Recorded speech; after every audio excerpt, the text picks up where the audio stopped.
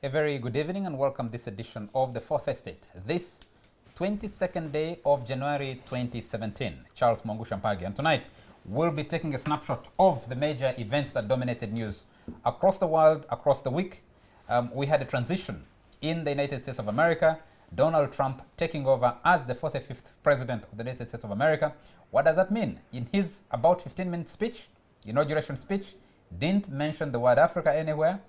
And some people have interpreted that statement differently. But the United States remains one of the major funders to this country. They do not contribute budget support, but they fund a lot of projects, especially around health, education, and other areas. We'll be looking at that, especially as we also go through preparation of the 2017-2018 budget for this country in a period when drought is ravaging the countryside, food inflation is going up, and people are beginning to ask, for how long shall we survive on rain-fed agriculture and unpredictable weather to determine this country's economy? We'll also be looking at a man who initially indicated he was willing to live peacefully, but then changed his mind along the way, and later was taken kicking and screaming, jumping onto a plane into exile, as opposed to living peacefully and organizing a transition in his country that some people say would have made him a hero. That is in the Gambia, where Yahya Jammeh has finally settled in exile in Equatorial Guinea. To discuss that with me tonight, let me start by introducing Julius Mukunda. Julius works with CSBAG, is a Civil Society Budget Advocacy Group. Yes. Very nice to have you, Julius. Nice meeting. Good evening, viewers. We have Onapito Ekomoloit. He works with Eddie InBev, Nile Breweries. Good evening, viewers. And Charles, in this era of handshakes, I decided to shift my position closer to the power of Fourth Estate. When someone works with as powerful as Eddie I've InBev, just come from Desert Day where drought is ravaging, and so I need a handshake. The era of handshakes, that's actually a debate that's continuing because Parliament has started its probe, and President Museveni said, I do not feel a problem with if you haven't, if you have done a very good job, and it is the first time in your life you're getting 50 million at once. What is the problem with that? And he says, on this oil thing, by the way, it's not the first time he's given a handshake. When the commercial discovery was done, he gave a handshake of up to about $20,000 to the people who were involved. And $20,000 as today's exchange rate would be about 70 million. Yeah, 72. About 72 million shillings. Yeah, for those people who were involved, but we don't know exactly how many people and who was involved. And if those who were involved then didn't receive this other handshake. And of course, maybe forgot to remind them, usually during election time, you also get handshakes from among other people, Chinese investors and all these businessmen in town. Those contribute to the campaign, they don't give handshakes. They're handshakes in their own way. So it's the chief receiver of handshakes in the country. Ivan Okuda, he's a young journalist with the Daily Monitor and a student of law at Makerere University. Thank you, Charles. Profoundly humbled. Good evening, our dear viewers and listeners. Let me start with Old Man Ona. Ona, the Trump transition, looking at it from an African perspective, an African Ugandan perspective. Yes, there are many people who say over the last 8 years, they were disappointed with President Barack Obama. They had a lot of excitement when he was coming in, but they were disappointed when he finally took over and the period he's been in the White House.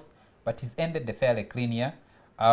Trump, even as we speak now, the millions of people, especially women, protesting his takeover and his position on women. But the bigger question is, he's saying America will be first in everything that he does. What does that mean for countries like Uganda?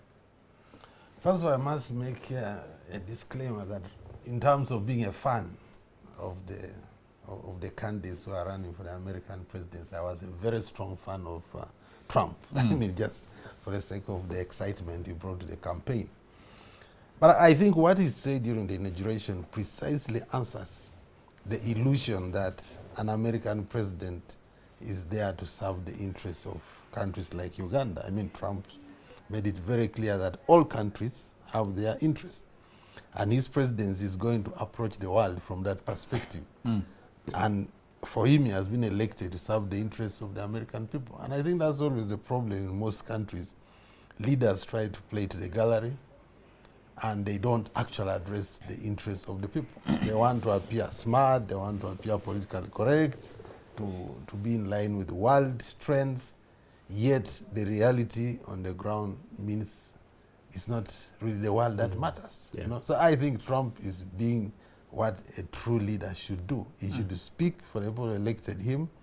If that's what they are demanding, and he promised them that, then that is the right way to go. The world, shockingly, is demonstrating. The man was not elected to be a world ruler. Well, so why would the people biggest demonstrate demonstrators in Europe? are in the United States of America. Yeah, but fine. Those who oppose to him are right to demonstrate. But I'm shocked that even Europeans and other parts of the world, they are demonstrating against him. An African women's group gave a very strongly worded press statement in solidarity with women of the world and saying they coined something around to be do not violate women. Women should not be violated or something like that. I think Trump really saw through that hypocrisy of the world, and he decided to just do his thing. Do his thing, because he has seen it, I'm sure, for so many years. He's a businessman. He has met world leaders. He has seen that most people don't want to say what they really think. And fortunately, those who elected him agreed with him. Ivan, Donald Trump as a person and his business interests, in a way, ironically, represent the United States of America.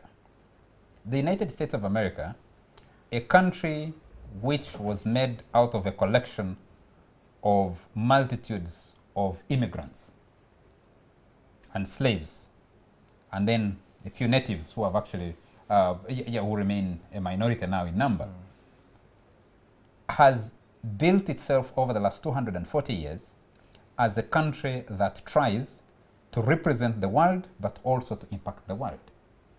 With about 500 businesses registered to his name, with interests in different countries, business partnerships across the world, Trump is America in a way. How can such a leader extricate himself and say he's going to look inward, bring back American jobs, stop the hemorrhage? He talked about stopping the carnage of in the inner cities. How? Because he's saying stop building cars in Mexico. He's invested, some of the companies he invested in have businesses in Mexico. Says don't, and when people have been doing analysis, is he actually being genuine? Is he focusing on the American people when his business interests and the American image, what makes the United States of America, is so so expanded? Can he? I think what's true is that Trump has, if you want to do a personality analysis of the man, he certainly has lots of spots on his body of contradictions. If you read some of the books that are associated with him, I listened to someone in the BBC who claims to have ghostwritten The Art of the Deal and says Trump had no input whatsoever, and yet that's the book or one of the products that possibly alongside Apprentice show that enabled him to crash the ceiling in a way. So at a personal level, he has so many contradictions, possibly like many of us in our little spheres of life. But what's also true is that I get the feeling that given the level of sophistication of America as a society, but also as in terms of statecraft, it becomes extremely difficult for you as an individual to be able to, to do your thing, especially when you're in the White House. So what that means is there's so many forces at play and so many very complex dynamics. You might have seen his speech, quite a departure from the freestyle, casual speaking Trump and almost up to script. And what that means is those dynamics will certainly have to come into play and determine the kind of direction that his presidency takes. And of course, I think like Wana said, American interests first. And it's less likely that Trump can therefore be allowed to do his thing the way he did with the campaigns in a way that injures American interests. Julius, let me turn to you. One of the major things people look out for is America contributes, US dollars determine how lives of certain people in different parts of the world are.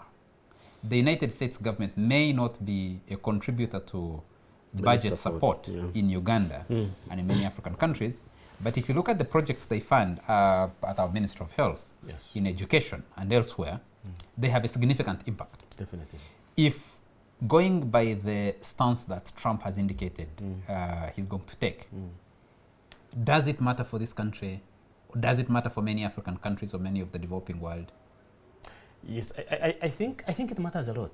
I think it matters a lot, and especially in Uganda, we need really to be very, very, very cautious in terms of what are the likely consequences if Donald Trump wakes up one day morning and said, "I'm cutting half the said budget," for example, and that half now comes back to US. I think would be extremely very worried.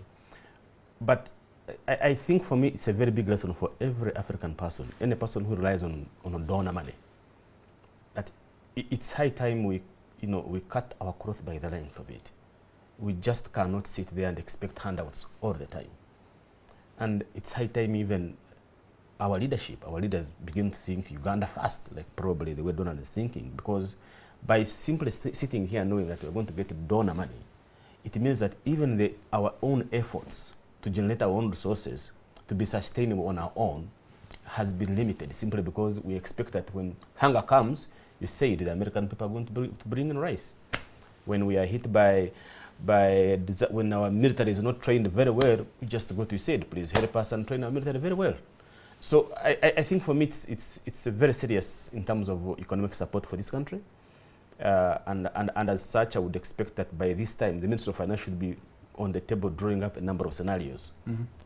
If you said aid budget is cut by half, what are we likely to do? Where are we going to cut the costs? If you look at in terms of who is funding ARVs in this country, you said it's the biggest contributor. If you look at the people who are supplying scholastic materials, building classrooms, schools, even NGOs. I mean, even NGOs. I think every person, one way or another, is affected by the dollar, the way it is circulating. But also is that if... But America doesn't do this out of sheer generosity. They have a benefit out of it. I mean, every donor, it's business. Yes, but the business intentions they have in Africa, vis-a-vis Trump's agenda of America first, is easier for them to lose that than come back home and start building America first. I understand Ford, the company which was trying to start a new building project in Mexico, stopped immediately. Just to add something, I think if Trump were to say, let's cut off support to USAID and others, what I noticed in his speech was this question of, he said the American education system is awash with money, but it's not delivering. If a similar test is put to aid, I think they would almost be right to cut off aid. Because a lot of aid has been given to Africa over the decades. Has it really registered results that have been sustainable? Otherwise, it is meaningless to continue aid if it is not actually getting Africans out of the poverty. That's the main intention that has been behind this aid. It's not been just to keep Africa on drip, but to cure Africa. Okay. But how far are we in terms of getting cured after all the drip we have been given? Can we look at it? Can I just add two things? One is African leaders, and especially Ugandan President Yoweri Museveni, has for years now been talking about weaning ourselves off aid, improving the ratio of domestic resources to budget support.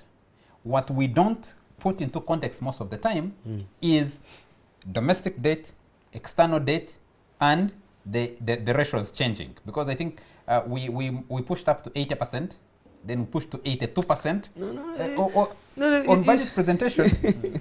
And if you put that together with, can't we begin thinking, how do we sustain ourselves without necessarily looking outside? Like I think the question of sustainability is important. I still, for example, cannot fathom the fact that to try and limit the scope of analysis to Uganda, and specifically period 1986 to 2017, 31 years later, the NRM will be celebrating 31 years next week.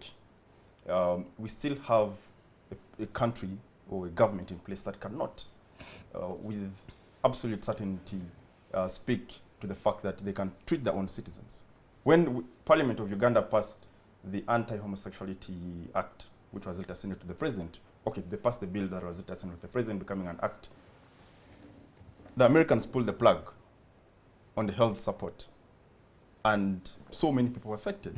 Those that are on antiretroviral treatment were basically left stranded. So many health workers were stranded. Many NGOs that deal in government departments that are supported by USAID, for example, were stranded. And this for me is very scary, to the extent that the lives of Ugandans, the health of Ugandans is fairly dependent, almost up to 50%, in respect to all these programs that these Americans fund, on the mood in Washington. So if you pass a law that they think is stupid, your citizens are doomed, and they cannot have basic health care. That, I think, is very tragic and should be giving any serious president sleepless nights. Now, so I think it's a settled debate. We need to be able to see how we can skip these hurdles and get to a point where we can take charge of our own destiny. But in respect to donor aid and the cuts, or whether they will be there or not, I think at the end of the day, Mr. Napito says, if the Americans did an assessment of this donor support, possibly they would find reason to pull it. But I think there's lots of evidence out there that can make one, conveniently push the argument that this whole donor aid project is just business. The same as the arguments America raises on democracy. There are interesting books, for example, on the question of election observer missions. One time in Ethiopia, an election is labeled perfectly fine, falls within the democratic principles, just because America was in bed with the president at the time. And when they fall out, the report language changes. So I read that in in an observation report after an election in Nigeria, which everybody said was a really a crude election compared with an election in Zimbabwe at the time, and because Nigeria was more friendly than Robert Mugabe down south. Yeah, so depending on the mood of an African despot and Americans, their lenses in respect to democracy can get blurred. So Thank you. The same with the donor aid. So it's basically business. Thank you, gentlemen. We need to take a quick commercial break, and we're still talking transition. So when we come back out after the break, we'll be talking about the transition in the Gambia. That tiny strip of land, population of about 2 million people, and a president who had been there for, I think, 21 years or so. He's only 51, but was sent out kicking and screaming after initially saying he was ready to relinquish power. We'll be right back. You're still watching the Fourth Estate, and we're discussing transitions, political transitions. One transition, it's attracting a lot of protests, but the transition happened anyway on Friday evening when Donald Trump took over as the 45th President of the United States of America. On the African continent, what should have been a smooth transition, maybe it is actually somewhat smooth transition, because Yahya Jammeh has finally left the Gambia, and Adama Barrow, who was sworn in neighboring Senegal, is returning home as president of that country. That country has not seen peaceful handover of power, and after the elections in last year, the thinking was that for the first time, Yahya Jammeh, who called himself the chief priest of that country, he was treating people with HIV/AIDS and so many other things, was ready to hand over power peacefully. He made a change of mind and insisted that he wanted a vote recount, saying he had evidence that he had been rigged. Now finally, after especially the after ECOWAS, that community of West African states insisted that he should leave power, he's decided he's finally been pushed out of power. Gentlemen, let's start. What does that say? Look, Ivan. Three things for me. One, I wasn't exactly surprised, especially after reading the profile of Yahya Jammeh. Al-Hajj. Doctor. A man who claims he can heal HIV/AIDS using some supernatural powers and does the things that he did over the last 21 years, that he could wake up one day and concede defeat and at the turn of the day change his mind. But I think the tragedy for especially the third world, specifically the African continent, is that you still have a challenge with respect to people power, because the Gambia is about, in terms of the latest statistics, population-wise, 1.97 million people. The fact that you have 1.97 million people electing, or through those that voted in the election, the about president, 500,000. yes, about 500,000, and that victory gets abused and violated by a sitting head of state, and the people are powerless.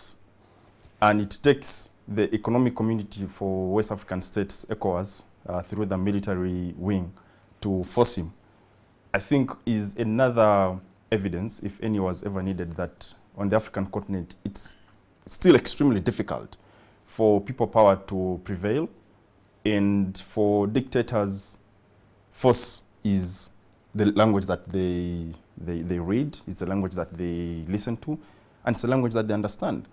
And I think that is very, very, very tragic. Yeah, but also the fact that he tries to manipulate and play monkey tricks and say, you know, petition the Supreme Court and all these things is, of course, you know, confirmation that every now and then these despots will always use the law, will always want to use the courts to sanitize the victory. If ECOMOG had possibly let him have his way, it's possible to have, in May, had the Supreme Court sit, like they usually do in some of these countries, including where we are right now, and sanitize a stolen election, and that is tragic, the interaction of the law and politics and militarism. Yeah, thank you. Yes. Look, Charles, for me, I think the real story is not that a gunman like Jammeh, who has been erratic all his time in power, did what he did, first conceding, then changing.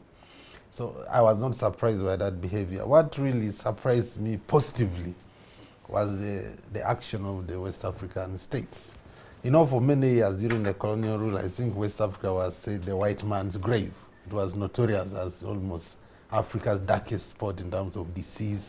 And for many decades also of independence, they were really symbolizing the worst in Africa, with tin pot dictators like Sergeant Doe and really very primitive kind of leaders. But to see West Africa now, a country like Nigeria, I remember in the 80s when Nigeria was real at its worst, they talked of the Ugandanization of the Nigerian situation. That's when Uganda itself was really, really terrible. Doing badly. But to see that the West Africans are almost surpassing, with all due respect, East Africa and even a bit of Southern Africa when you think of Zimbabwe, in terms of modern democracy, because one can always argue about whether they are democratic.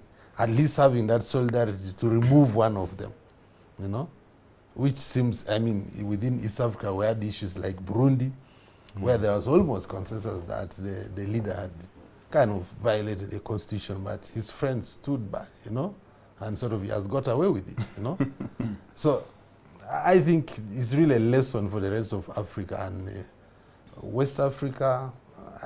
East Africa and Southern seemed so elitist for so many years, you know. They seem to have higher levels of education, more sophisticated. But lately, I think West Africa, after Nigeria, after Ghana, is starting to show that maybe not only in football are they superior, even in politics they are starting to be superior. And economies are being not. No, but also West Africa still has it has the continent's largest economy after Nigeria took over from South Africa. But Nigeria has all its former dictators still in country. They might have had their problems, but they do not have presidents in exile or dying in exile. Number two, they've managed, Ghana for example, has managed transitions of very narrow election losses. Less than 2%, 1%. Senegal, which is now at the center of the Gambia crisis, because the Gambia is a strip into Senegal itself, has managed amazing transitions over the years. They've held together on questions like Liberia, on Sierra Leone. Yes, they still have problems. Equatorial Guinea, where Jammeh has gone to exile, is one of those classic cases they are good enough to host AFCON.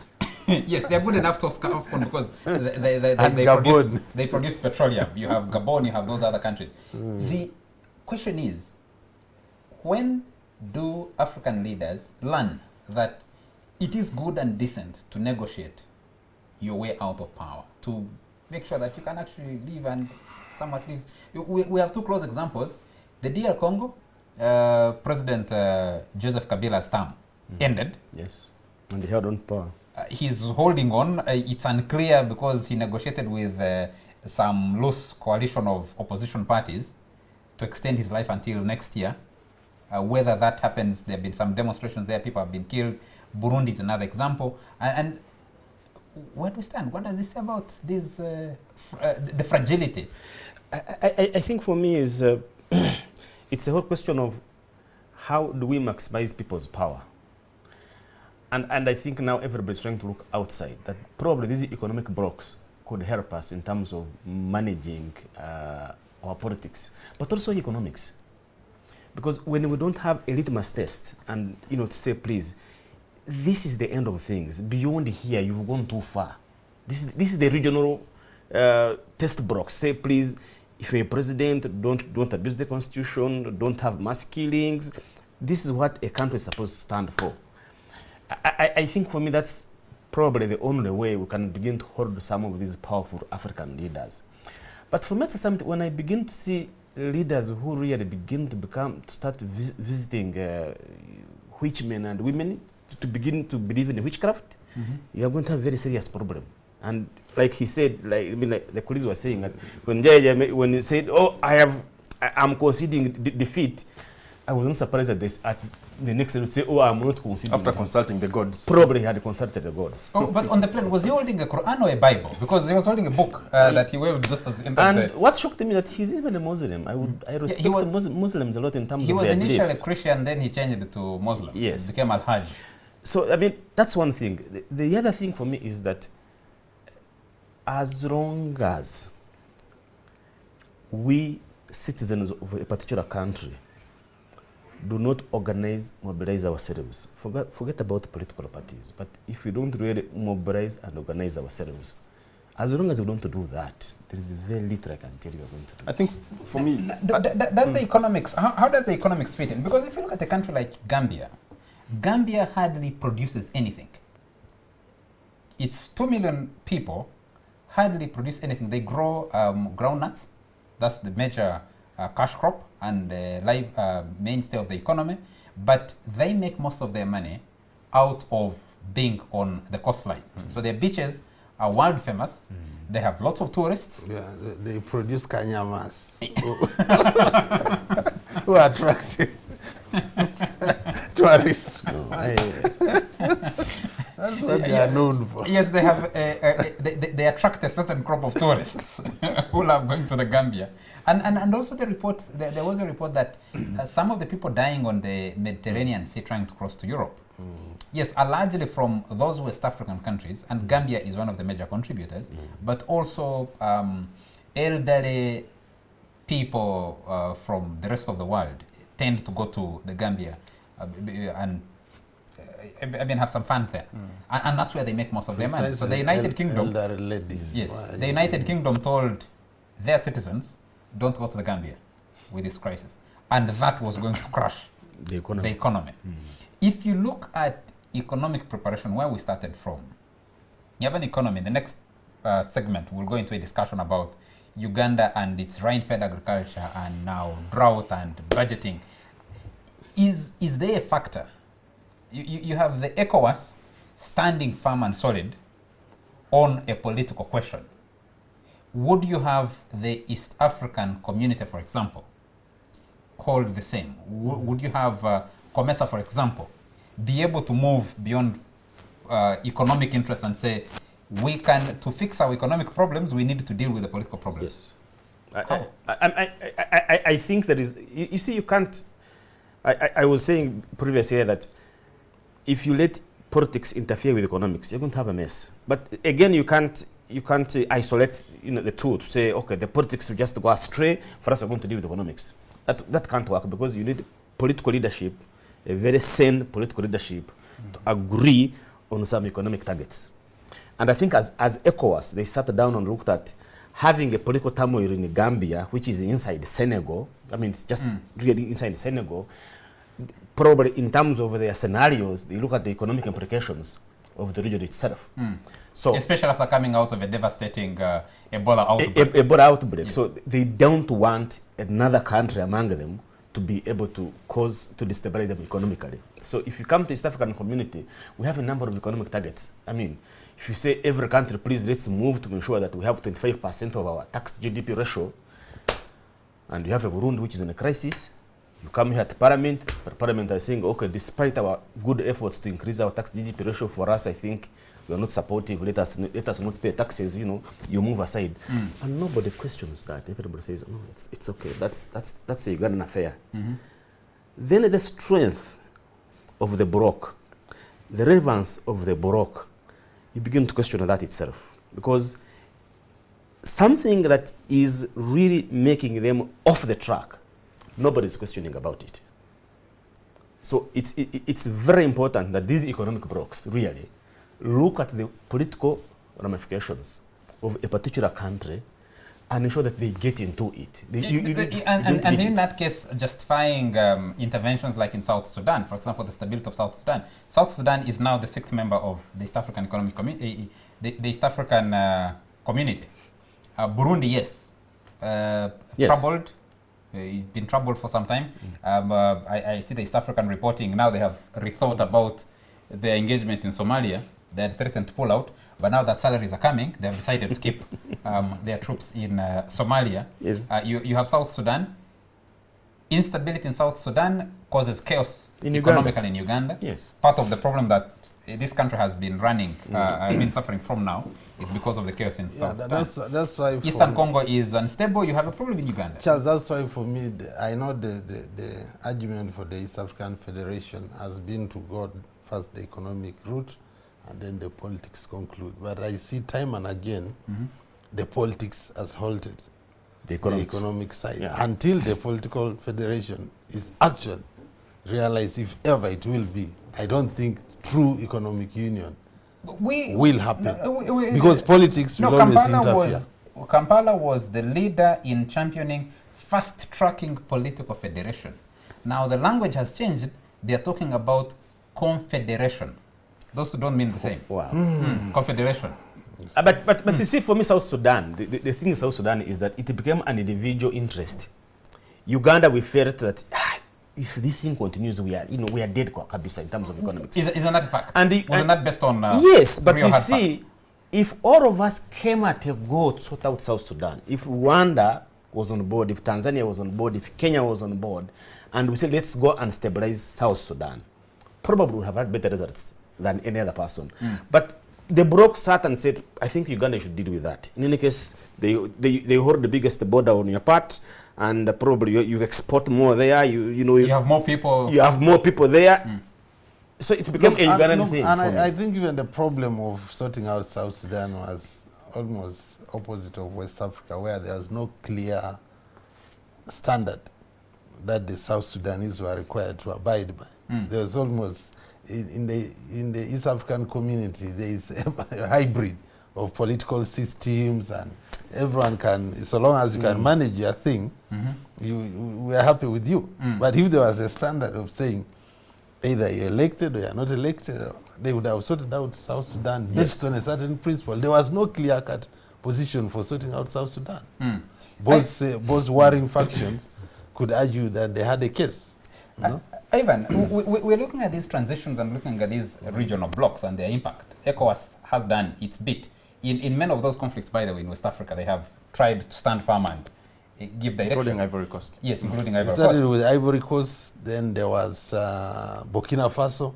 They always were insisting when the military wanted to interfere somehow. They had some standard.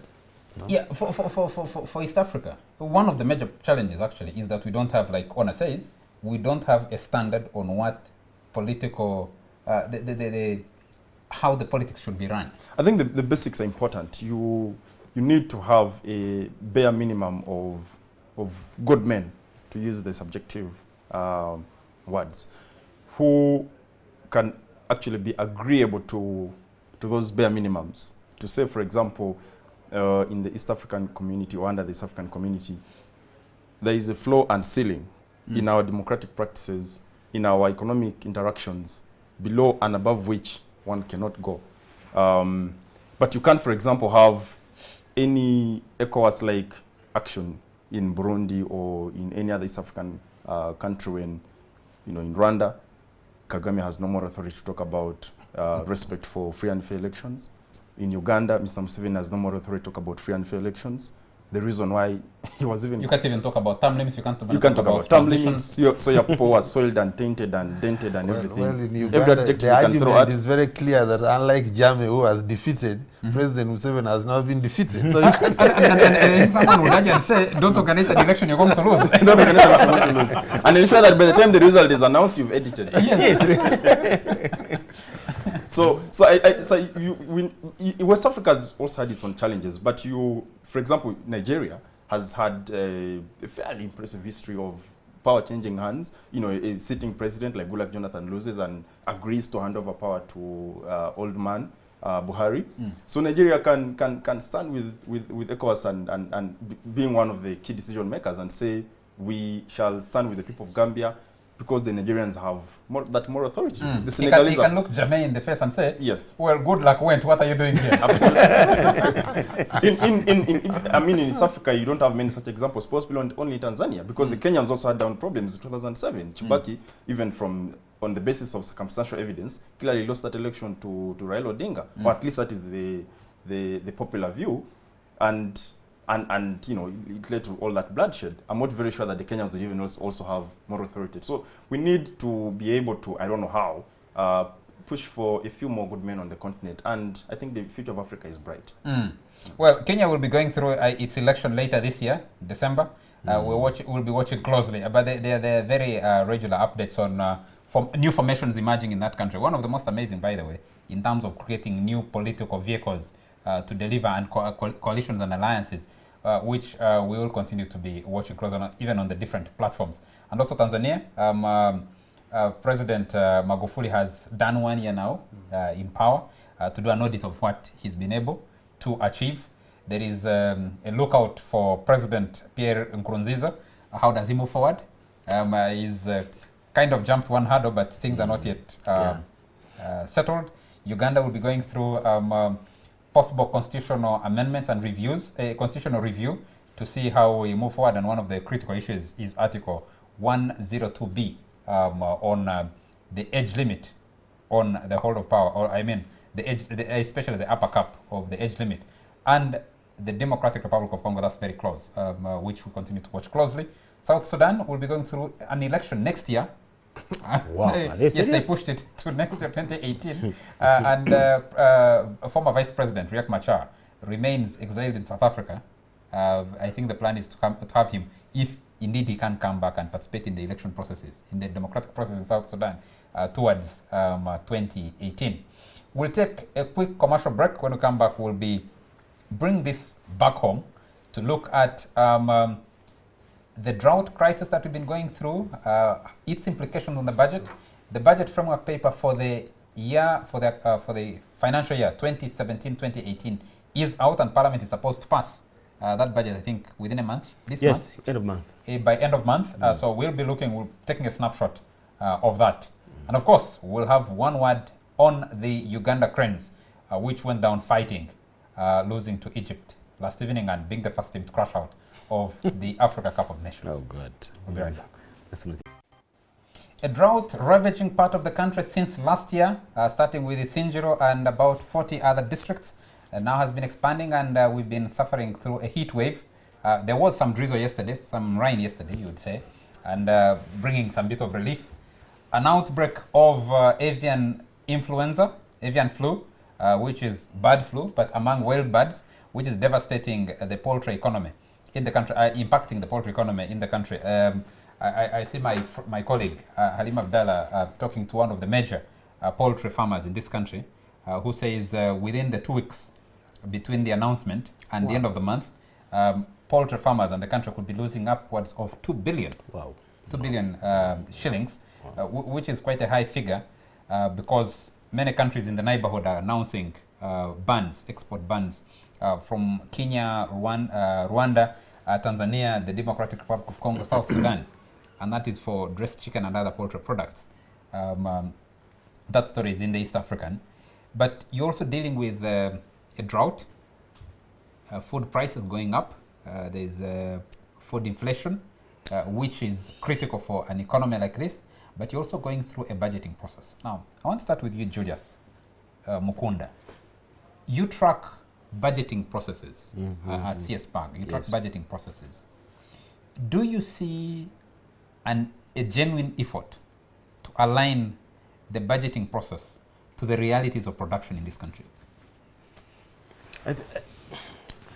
I think for everything the technocrats are trying to do is they try so hard. They really try so hard. But I think the biggest challenge in this country is the political interference that makes them go astray. Because if you look at our national development plan, there was nothing like we are going to modernize agriculture through procurement of hose. But the campaign has come, and the hose enter into the process. Now, the little money this, for example, Minister of Agriculture would have got, maybe to buy more vaccines for food and water disease, maybe to buy vaccine for this kind of outbreak that's happening, is diverted and probably is put in terms of these ones. I think are the hose featuring in this year's budget? 10 billion, and for me, what's even what it makes it why it is even more worse is that actually I need to correct myself. Yes. In the next budget, in the next financial year budget, yes. You see, every year there's some additional money that Ugandan Revenue Authority gets. You know, last year we had 13 trillion. This year they are going to collect an additional trillion.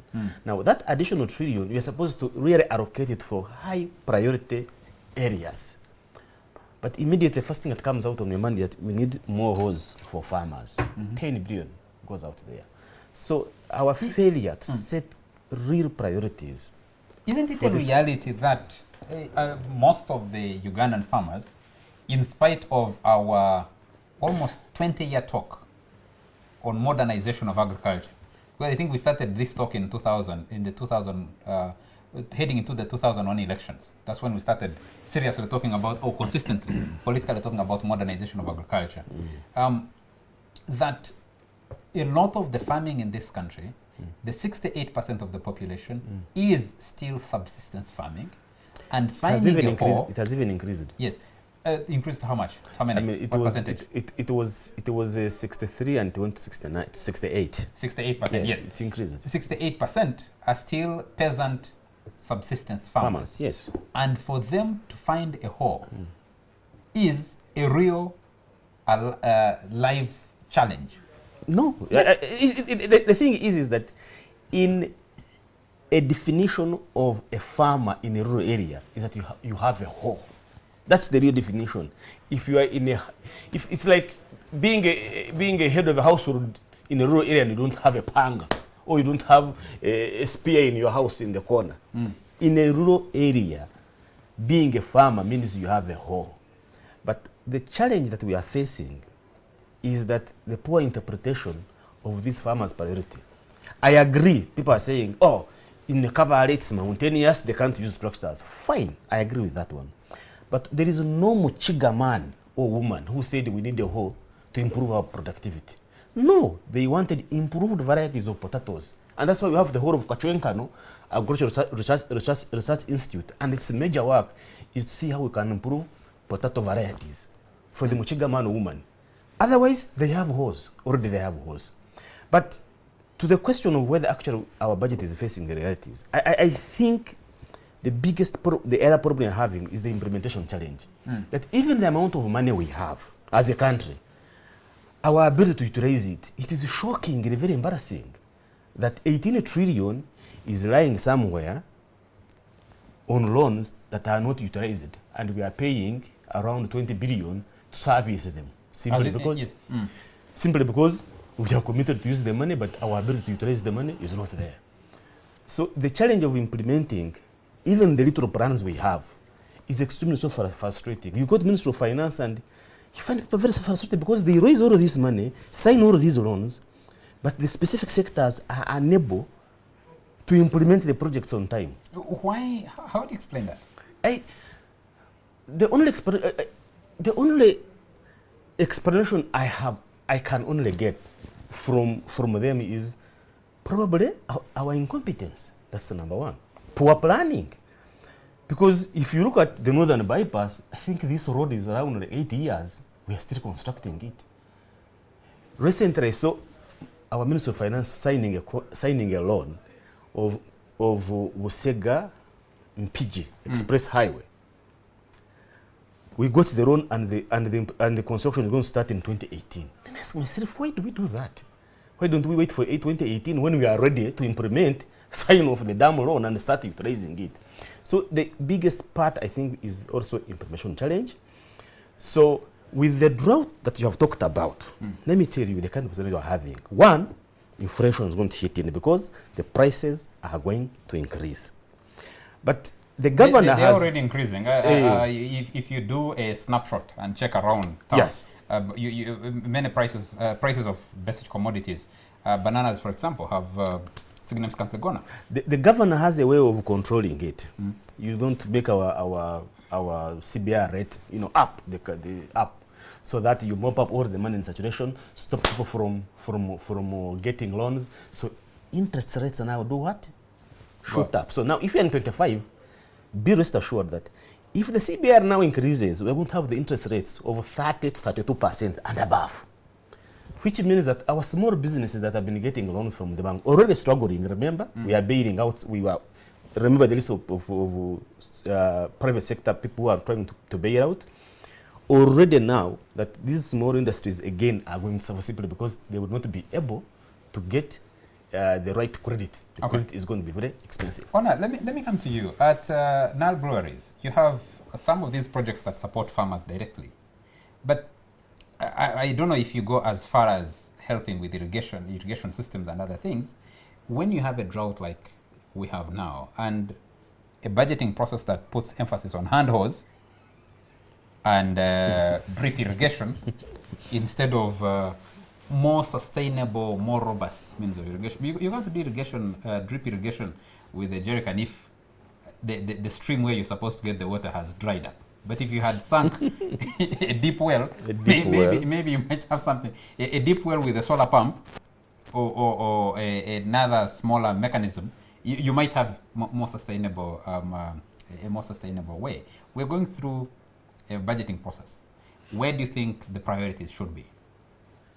Look, Charles, first of all, in terms of droughts, I mean, I don't think a drought per se should be a problem. In many cases, it's a necessary evil because it's also part of nature, killing pathogens and what have you in the environment. But it's just our inability to cope with the drought. I mean, there are many parts of the world which are near desert or even desert, but are very productive and really flourishing economies. So the question of priorities in agriculture is really one of the saddest questions. I mean, one of the saddest areas, because agriculture, some people think is not being given enough money. For me, I don't think that is even the issue. Even if you gave it a lot of money, to do what? I mean, the farming in this country, as our colleague has said, is really being done by the ordinary people. We don't have commercial farmers. We don't have government farms. We don't have any organized schemes to mitigate nature. So until when you are able to realistically say that money in agriculture is going to be put into creating, let's say, water systems that can go to the farms, of either through gully irrigation, or you can maybe create a channel from some of the major water bodies and see how water can go to the fields, natural or otherwise. You are not moving. But of course, there is no surprise in this. I've been a cynic on this show for many years, that I don't believe the current structure of government is about to do anything in that direction. You wondered, why doesn't government work? My belief is firmly that there isn't adequate pressure on public servants to actually do anything. Deliver. They are holding jobs that are permanent. I always joke that most people who are in public service are more like our peasants, where you just wake up, as a peasant, year in, year out, you do the same thing, and But until when you basically die. How come But look, the same individuals in their private capacities do wonderful things. Yeah. This country is flourishing as a private economy. People are building houses. People are doing a lot of things, including people who are in government. They have the ability to move things, but there is no same pressure. People don't turn in their beds wondering what is going to happen to Uganda tomorrow. They basically are turning in their beds wondering what will happen to their personal fortune, their families tomorrow. It's sad actually. That the same public servants or civil servants, whatever semantics you want to use, during elections actually do an incredible job for some candidates, and especially at the top. So, I mean, the incompetence seems to be convenient and selective, which I think is tragic. I think Konapeta has eloquently painted the picture of the tragedy we're faced with, the tragedy of people who do not wake up Monday to Friday to be bothered about, you know, the way Charles are bothered because your country manager for the East African or that you have to have good copy, you have to have stories well edited, you have to have good content, because the accountability structures at the Nation Media Group are such that you have no choice but to deliver and sacrifice so much, and sometimes even work beyond your prescribed possibly boundaries of delivery. You don't work time, you work. Yes. The work must be delivered, absolutely. whether you want or not. But it's one thing I find very intriguing about specifically this government, and partly because I spend some time reviewing their policy statements, reviewing speeches of the president and ministers, and their commitments which are reduced into black and white. Because everybody is in government talking about famine and starvation in 88 districts in this country, and the drought situation as though it's an accident, as though it's something that fell from the heavens as a surprise. And yet the weather experts, for example, you know, did their part and made the predictions. And what is even more shocking, if you go to page 92 of the NRM manifesto, with, you know, it's over 300 pages, they devote enough chunks of space into the same question of drought, you know, water storage. How do you have, you know, crop varieties? We never lack ideas. You know. That's for the example, other part. under the NRM manifesto, one claim is made that they've been able, of course they don't state the time frame, they've been able to create water storage capacity of up to 10.3 cubic meters, 10.3 million cubic meters in the Cattle Corridor districts and parts of Karamoja. And then they list dams they've been able, for example, to rehabilitate, including valley tanks and valley dams in Karamoja, particularly in Moroto, Napak, and parts of Nakapipirit. And then they claim, for example, one valley tank has capacity to store up to 3 million cubic meters of water, which can feed over 500,000 heads of cattle in a space of 4 months of continuous drought.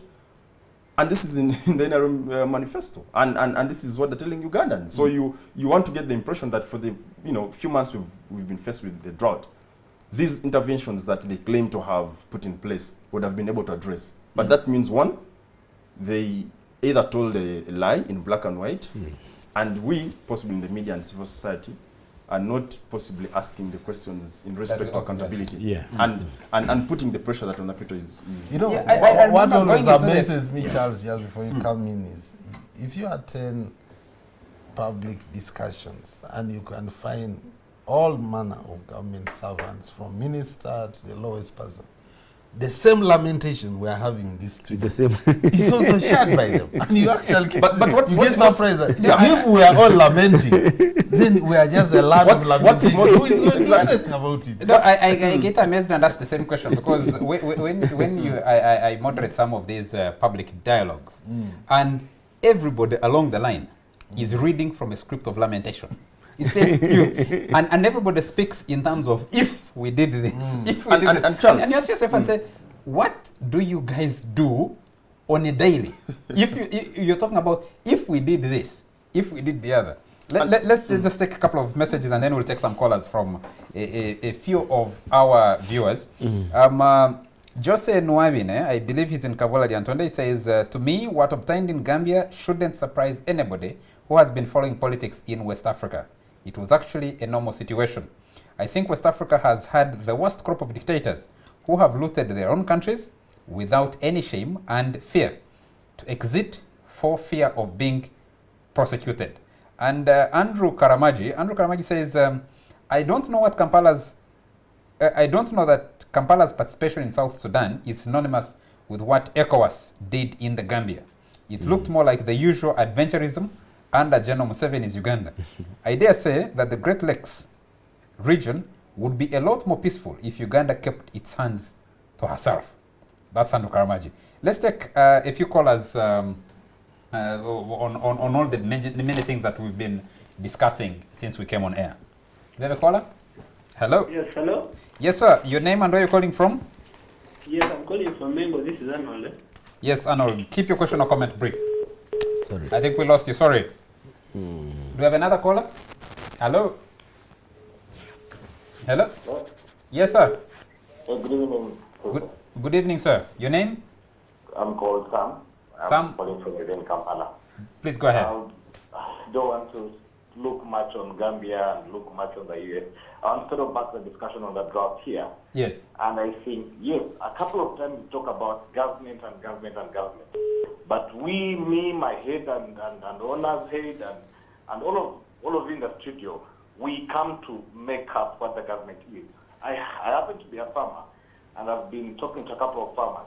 Now, I have a friend who I told last year about water harvesting and setting up shallow wells.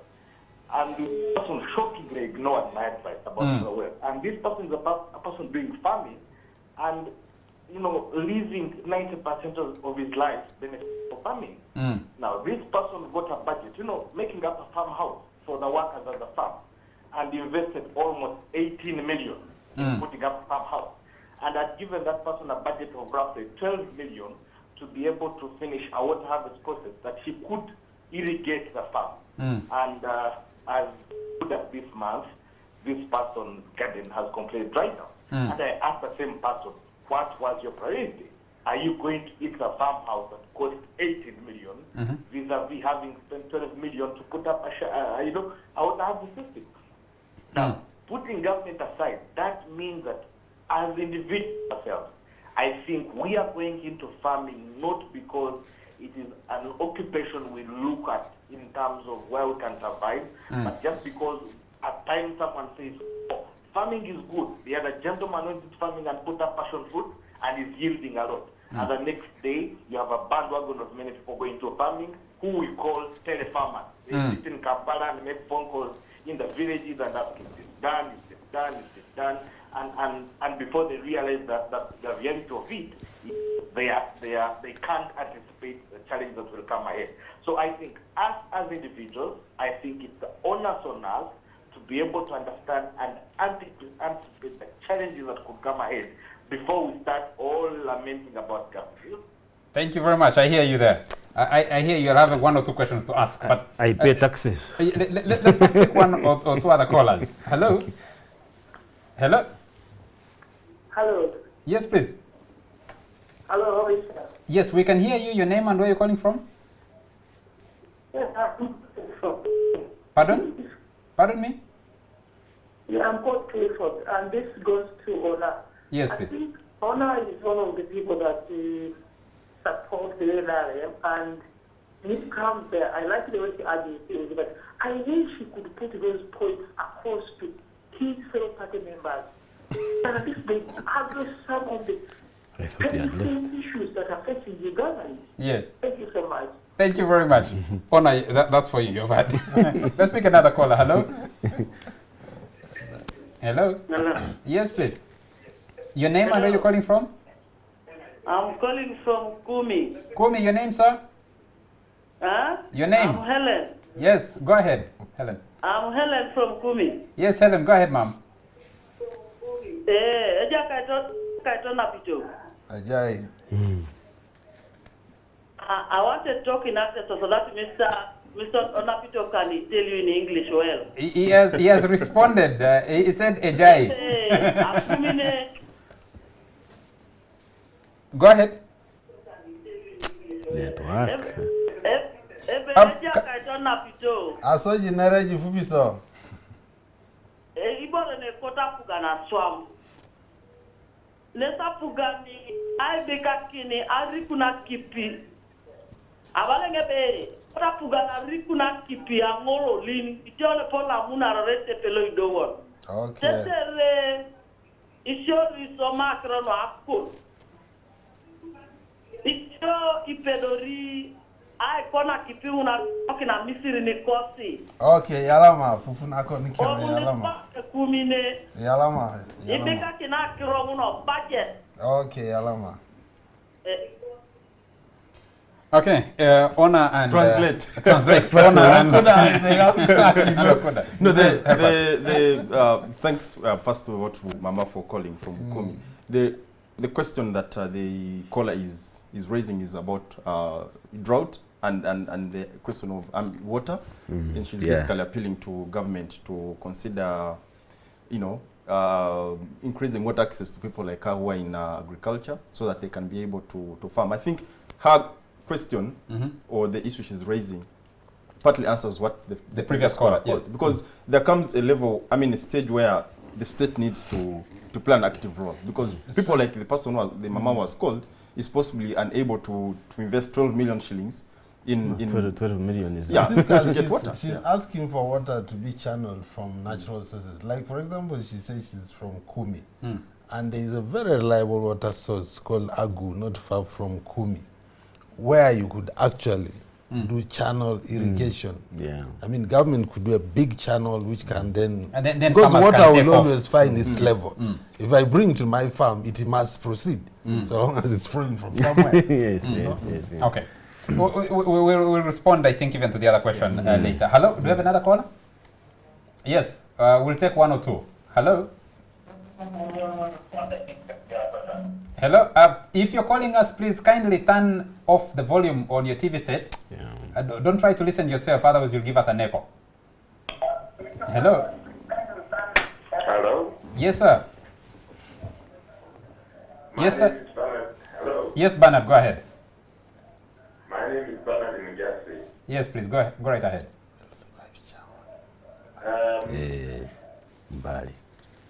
People of good leaders,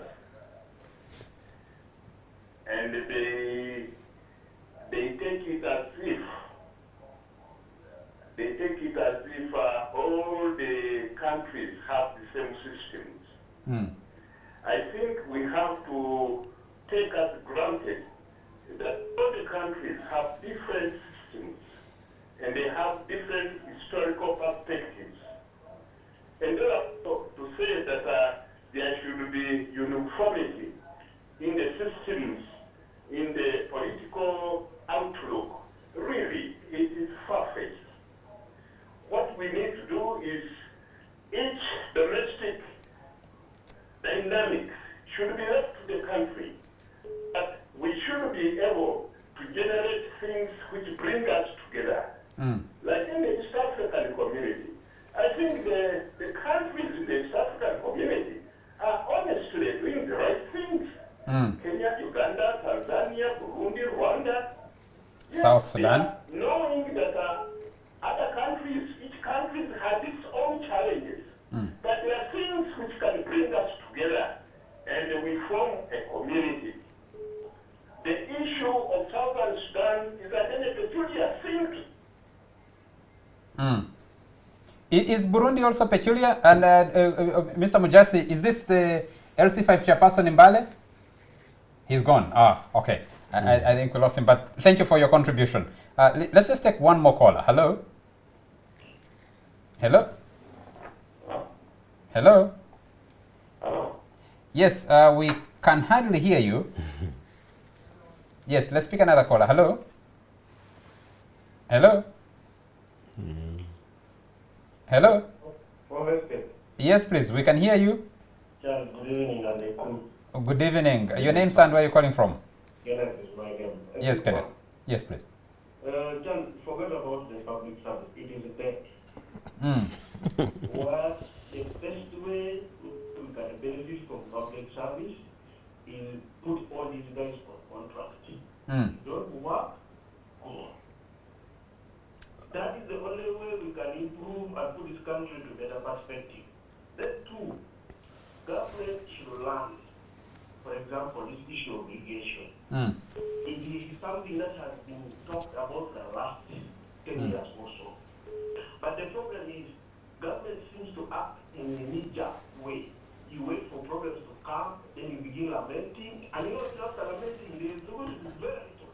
And if they're having a season is coming in shortly after that, when the rains come, they'll forget. They'll forget about the irrigation issue. Again, the next year, same problem comes. So the problem is there is very little commitment. The technocrats we have are only think about making money. They are forgetting about the Ugandans who are suffering and wallowing in poverty. These issues need a deliberate effort, government commitment, people who are focused and who are ready to deliver people out of poverty. Thank you. Thank you very much, Kenneth. And we'll take a message from Fred Musimenta, who says the clock for dictators is ticking. ECOWAS should incorporate East African Community and SADC. They mean what they say. President Museveni should sack all those officials in charge of nature and environment. Frederick T. Musimenta, Uganda Dialogue Arena in Kampala. Gentlemen, let's bring this discussion home and conclude it. In the Business Daily on Friday, they ran a story, on Thursday, they ran a story about the government of Kenya and President Uhuru Kenyatta gathering his top officials to discuss the price of maize. Because government in Kenya still determines the price of maize, which is a basic staple in that country. Ugali is a staple in Kenya.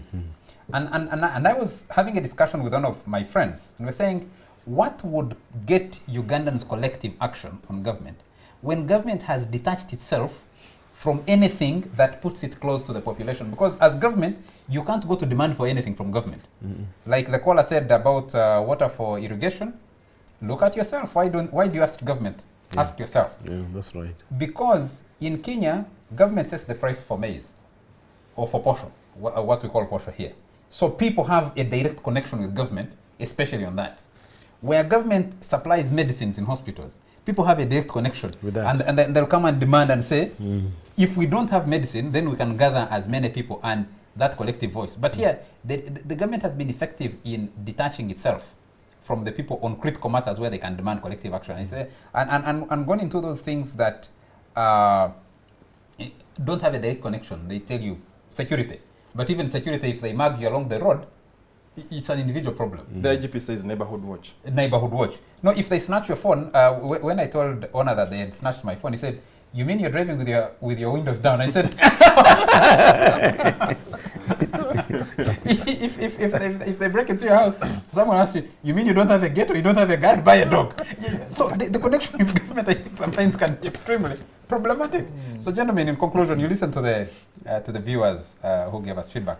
There are many on the switchboard trying to reach us. Look, I think I had a direct challenge to me to advise my party members, yes. allegedly. Yes. Look, I have no official position to speak for NRM, but I'm sure on this show, NRM as well as other people are listening. So if anybody, Bernard Mujas was watching, and he called to make a contribution.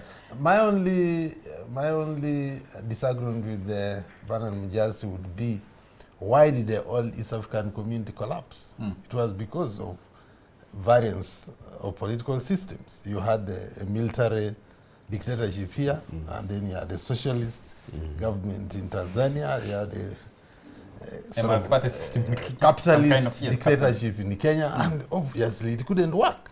So one cannot allege that you can have a political federation with the political systems that are not in sync.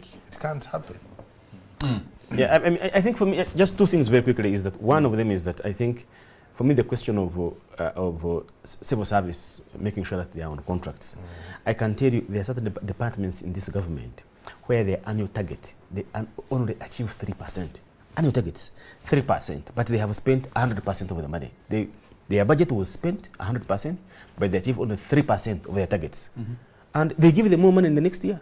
And in the next financial, like that, for 3, 4, 5 financial years. Nobody stands up to question, why didn't you achieve at least 50% when we give you 100% of the resources requirement you asked? So that's one question I think we need to take a lesson from. And the other part for me, of course, is that we need to ensure that government must take a central role in protecting citizens. Look at Christmas.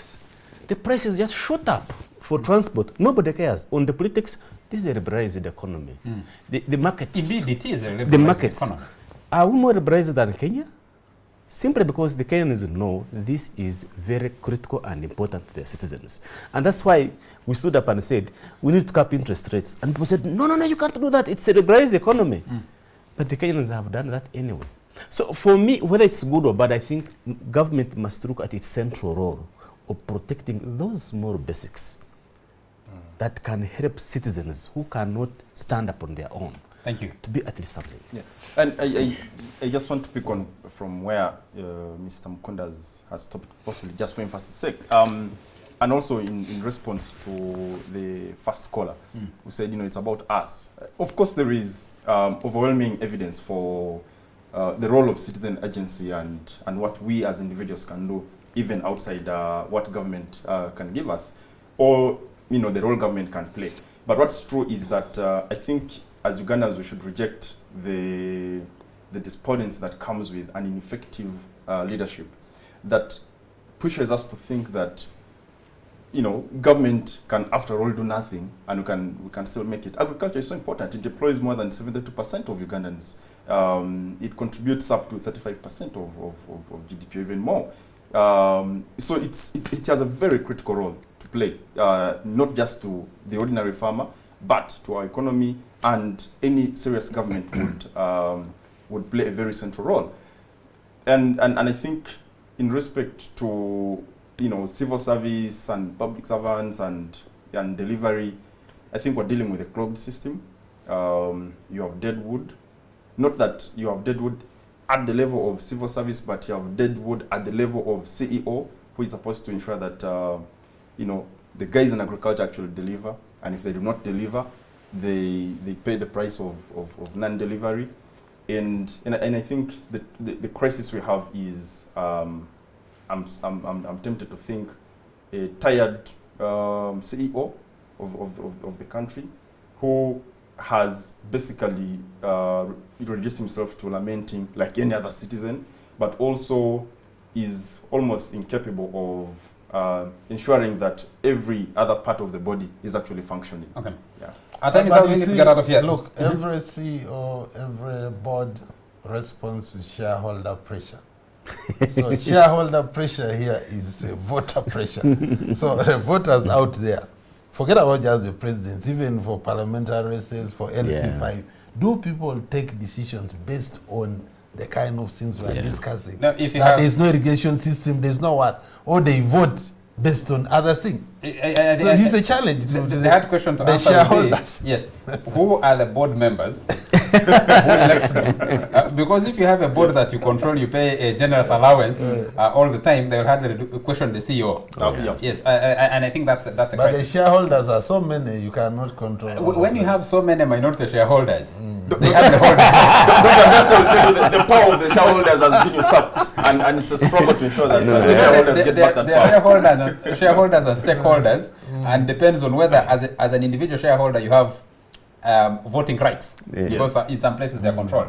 But we talked about civil service. I have found a few government agencies that really do function. Oh yeah. That it's more costly. People who go, like, for example, to immigration department to look for passports and other things, it is more costly to find someone to help you than to walk directly and ask questions. If you go, there was also some good work. Someone we talked about it, I think, sometime in one of the shows last year, and someone, I think, misheard what I said on the show. Some incubation and helping of Ugandan entrepreneurs come up at that institute down in Nakawa at the URI. Yeah, Uganda Industrial Research. Yes, URI. And they're doing some good work. Question is, I was told actually at Uganda Industrial Research, a lot more of the initiatives being generated here are being patented in the United States, because we don't have the same capacity and the process that runs through from the beginning up to the end to help someone patent what they have come up with. But even the funding for the research is very difficult. Our time is out. We need to get out of here. Thank you very much, gentlemen, for making time for the show. Thank you very much, Julius Mukunda. We'll continue to engage you, especially as we look at the budgeting process for the next financial year and also doing an audit of the budget that we're running now. Yeah, for last year. Yes. Thank you very much, Honor. And his group should just make sure that more money is put for handshakes so that people don't complain. Thank you very much, Ivan. Thank you, Charles, and congratulations to the Uganda Cranes for trying the best they can. And yeah, I think they went down fighting, and after almost 39 years out of that tournament, grinding out that 89th minute goal by the Egyptians yesterday, crushed. We should just pray that at least they come with 1 goal and 1 point. That will be something worth.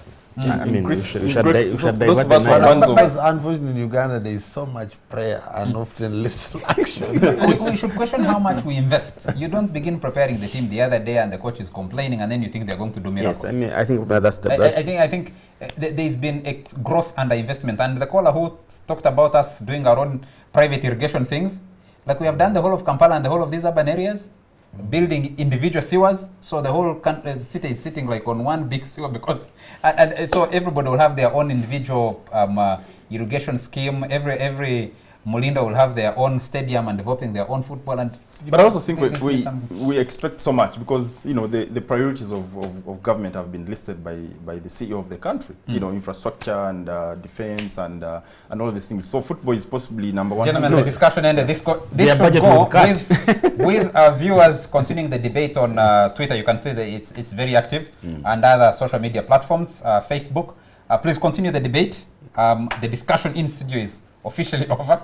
Thank you very much. Thank you very much to the production team that stays up late to deliver the show to you. And thank you very much to all of you for your consistent support. Good night.